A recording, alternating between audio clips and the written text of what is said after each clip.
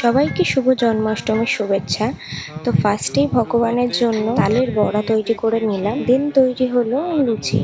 যেহেতু জন্মাষ্টমীতে লুচি আর তালের বড়া ছাড়া অসম্পূর্ণ, তো সেহেতু সেগুলো তো বানাতেই হবে। তারপরে লুচিগুলো ভাজার পর আমি করে নিলাম সুজি ভগবানের জন্য, দেন দুধ দিয়ে সুজিটা আর কি বানানো হবে পুরোটা।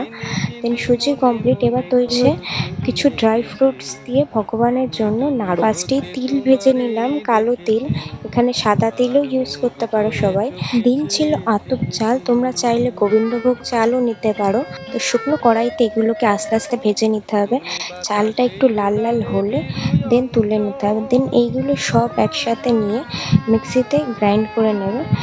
দেন আমি তৈরি করছি একটা চিনির শিরা, তো এটাকে এইভাবে ফুটিয়ে নিতে হবে চিনিটা গলা পর্যন্ত। তারপরে ভেজে গুঁড়ো করে রাখা জিনিসগুলোই চিনির শিরাতে দিয়ে নিতে হবে। দেন হালকা একটু এরকম ফুটে উঠলে দেন এটাকে নামিয়ে নিতে হবে ঠান্ডা। তোমরা চাইলে নারকেলও অ্যাড করতে পারো। তারপরে তোমরা নাড়ু করে নিতে পারো, কেউ চাইলে এতে খেজুরও অ্যাড করতে পারো, খেজুর দিলে আরো মিষ্টি হবে। দেন ভগবানকে ভোগ চড়ালাম। বাকি ভিডিও নেক্সট মিনি ব্লগ।